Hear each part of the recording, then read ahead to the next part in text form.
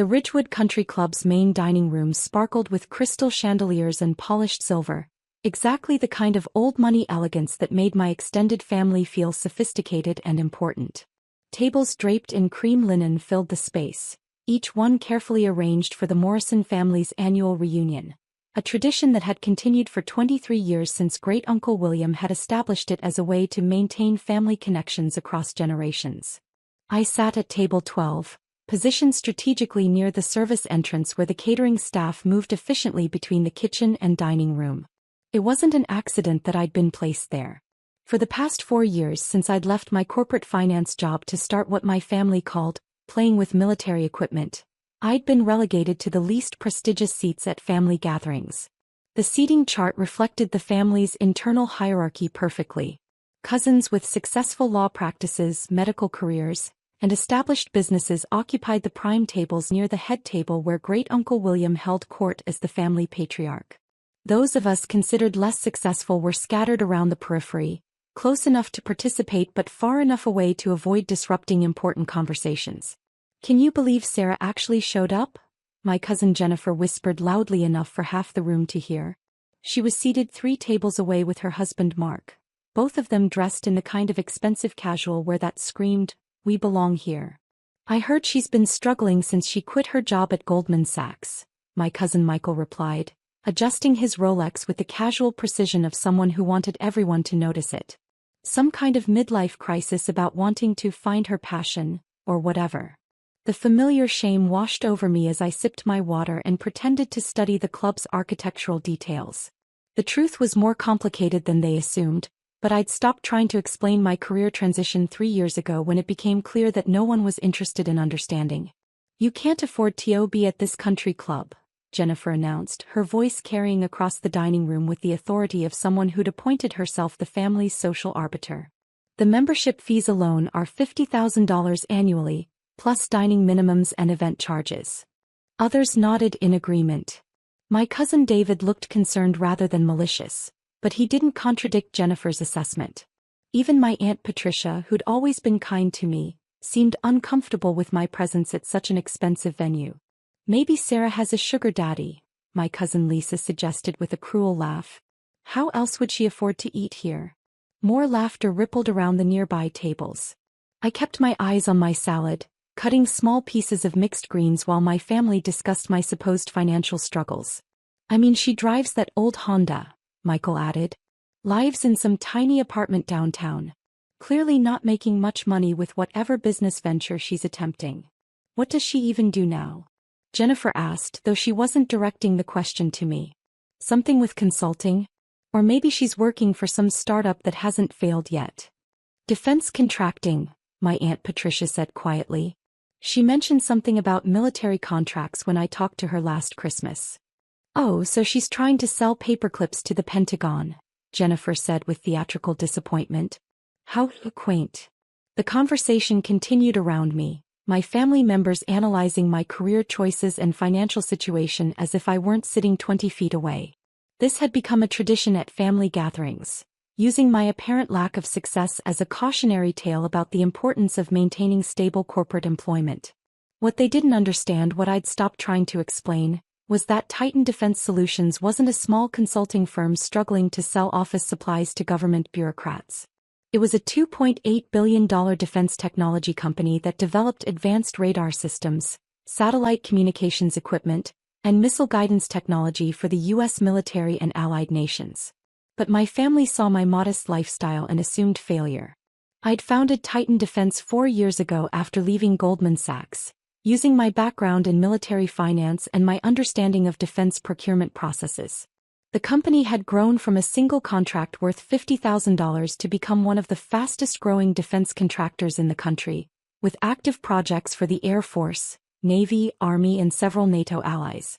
However, explaining defense contracting to civilians was complicated, especially when most of the work involved classified projects that couldn't be discussed in detail. It was easier to let my family make assumptions than to violate security protocols trying to correct their misconceptions. "I heard she's living paycheck to paycheck," Michael said, his voice filled with the kind of false sympathy that made the criticism sting more. "Apparently she had to borrow money from her parents last year." That wasn't true, but I didn't correct him. The loan he was referring to was actually a business investment where my parents had purchased a small equity stake in Titan Defense. They'd received a 400% return on their investment when we'd completed our Series B funding round, but they'd never mentioned that windfall to the extended family. It's sad, really, Jennifer continued, apparently not finished with her analysis of my life choices. Sarah was always the smart one.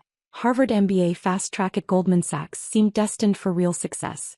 Then she throws it all away to chase some entrepreneurial fantasy. Maybe she'll figure it out eventually, David said with genuine concern. Some people need to learn the hard way that business ownership isn't for everyone. My phone buzzed discreetly in my purse. I glanced at it. Margaret Wu, my executive assistant. I let it ring, not wanting to give my family additional ammunition about my inability to maintain professional boundaries during social events.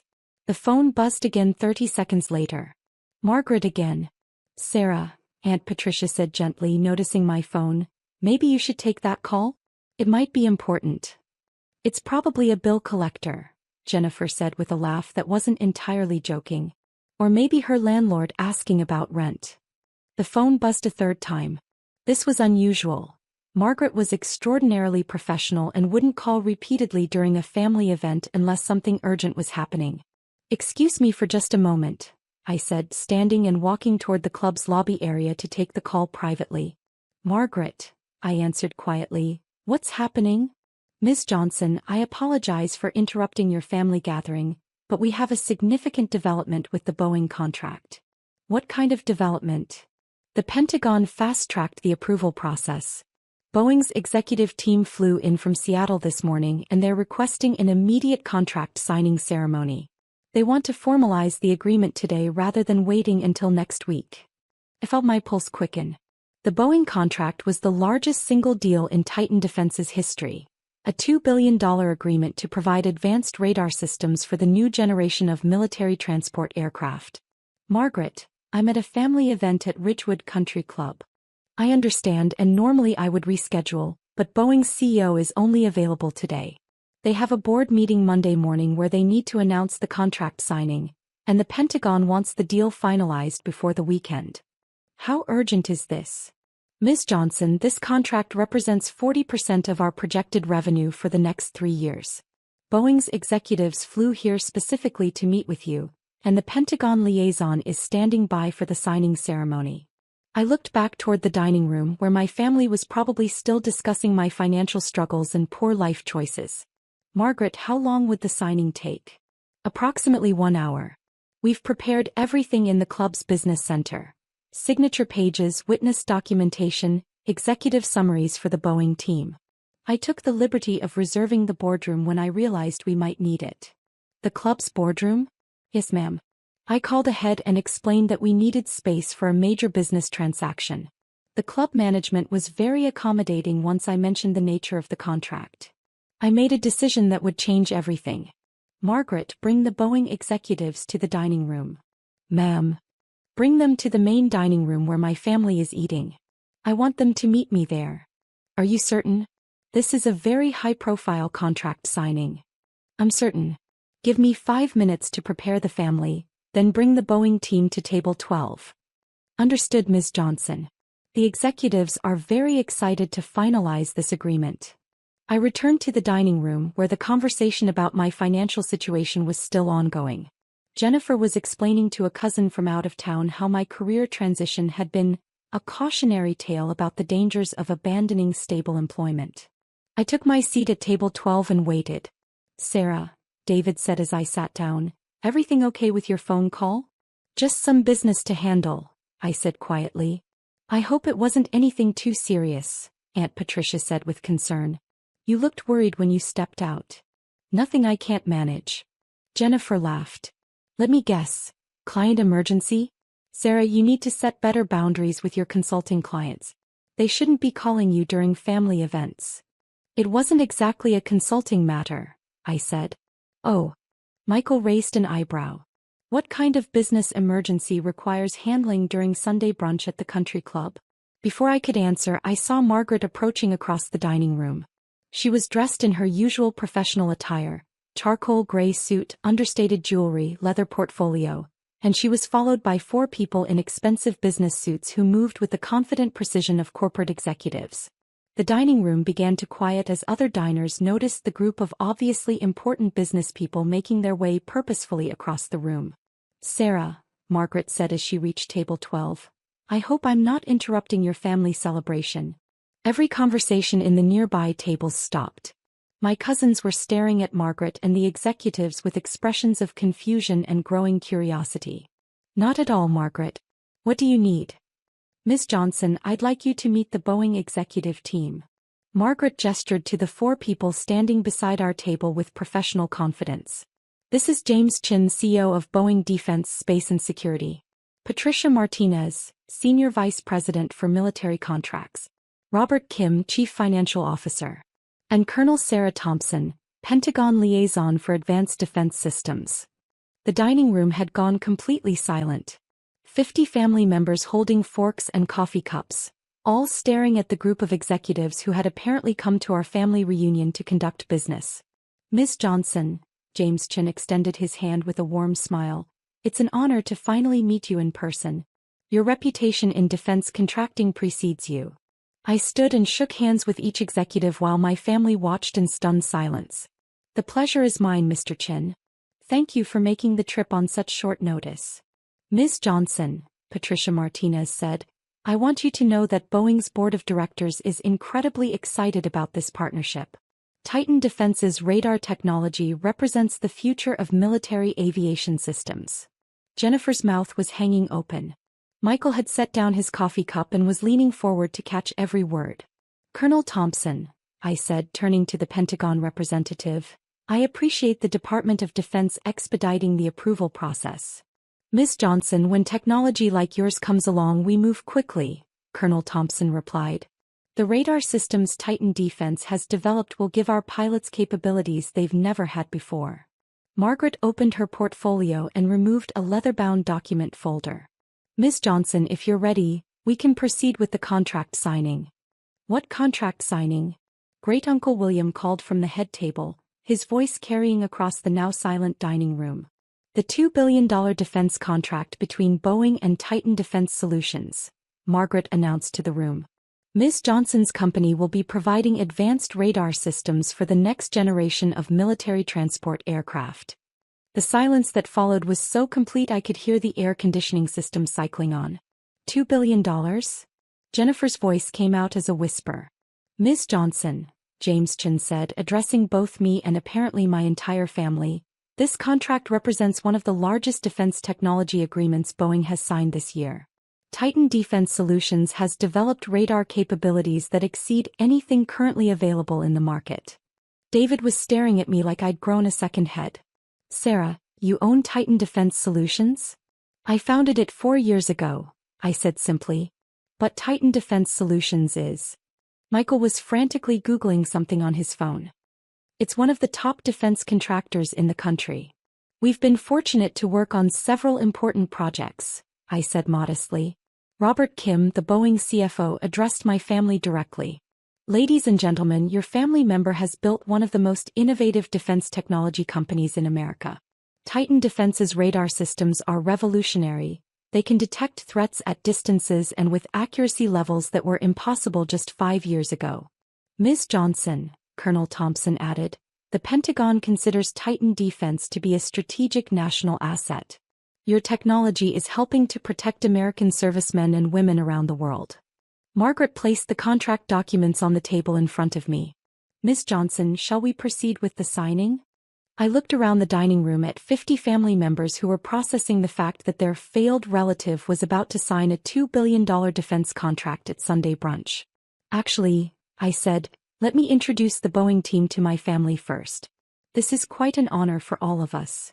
For the next 30 minutes, Boeing executives and Pentagon representatives mingled with my extended family, explaining advanced radar technology, military aviation systems, and the strategic importance of Titan Defense's innovations. My cousins asked questions about defense contracting, national security, and the technology that was apparently reshaping modern warfare. "Ms. Johnson," Great-Uncle William approached me as the contract signing concluded, "I owe you a profound apology." "Uncle William, you don't owe me anything. Yes, I do. We've spent years treating you like the family member who couldn't make it in the real world, while you were actually building a company that serves our national defense. Different kinds of success look different from the outside, I said gently.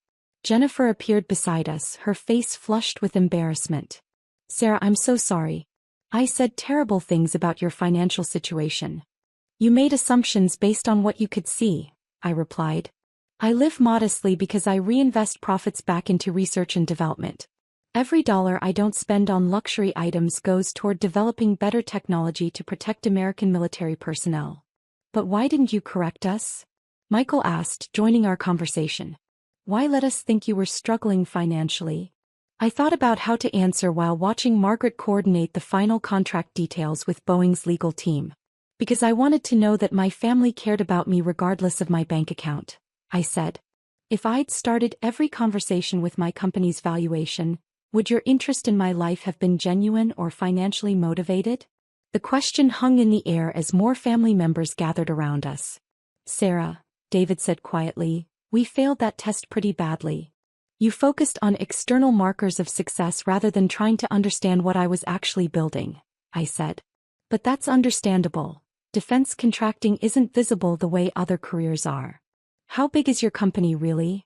Aunt Patricia asked with genuine curiosity.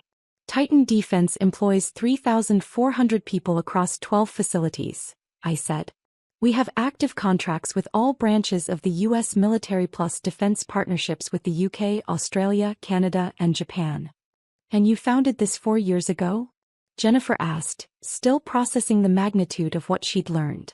I saw opportunities in defense technology that weren't being addressed by existing contractors, I explained. My background in military finance helped me understand what capabilities were needed and how to develop them efficiently. James Chin approached our group as his team prepared to leave. Ms. Johnson, I want to thank you again for accommodating our schedule change. The contract signing went perfectly. Thank you for making the trip, Mr. Chin. Ms. Johnson, I hope your family understands how fortunate they are to have you, he said, addressing the group around us. Titan Defense is one of Boeing's most valued partners, and Sarah's leadership in defense technology is recognized throughout the industry. After the Boeing executives departed, the family reunion continued with a completely different energy. Instead of discussions about my apparent failure, conversations focused on national security, technology innovation, and the intersection of business success with public service. Sarah, Great-Uncle William said during his traditional closing remarks, I want to apologize on behalf of the family for not understanding the importance of your work. Uncle William, defense contracting is complicated to explain, especially since much of it involves classified projects. But we should have asked better questions and listened more carefully to your answers. You should have trusted that I knew what I was doing, even when it didn't look like conventional success. As the reunion concluded and family members prepared to leave, Jennifer approached me in the parking lot. Sarah, can I ask you something personal? Of course. Are you happy? With your work, your company, the path you've chosen? I looked back at the country club where the staff was cleaning up after our family gathering, then at my modest Honda parked between my cousin's luxury vehicles. Jennifer, I wake up every morning knowing that the technology we develop helps protect American service members in dangerous situations around the world, I said. When our radar systems help a pilot avoid a missile, or when our communications equipment helps soldiers coordinate safely, that's the most fulfilling work I can imagine. That sounds like happiness. It is. The financial success enables us to invest in better technology and hire the best engineers. But the real satisfaction comes from knowing that our work saves lives. Sarah, I'm sorry for all the things I said today. And for assuming you couldn't afford to be here. Jennifer, you were focused on appearances and traditional markers of success. That's natural. Most people measure achievement by visible lifestyle choices. But you were building something extraordinary while we were criticizing you for not displaying wealth. I was building something that mattered to me even when other people didn't understand its value. 6 months later, Titan Defense was selected as the prime contractor for a $4.7 billion missile defense system, making it one of the largest defense contracts in U.S. history. The announcement made national news, with several articles mentioning my transition from Wall Street to defense technology entrepreneurship.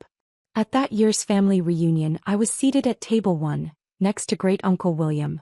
But more importantly, the conversation focused on understanding each other's work rather than making assumptions based on appearances. To Sarah, Great Uncle William said in his closing toast, who taught our family that the most important success often happens where others can't see it, and that true achievement is measured by the problems you solve rather than the luxury items you display. As we raised our glasses, I reflected on how much had changed since that Sunday afternoon when my cousins had whispered that I couldn't afford to be at the country club.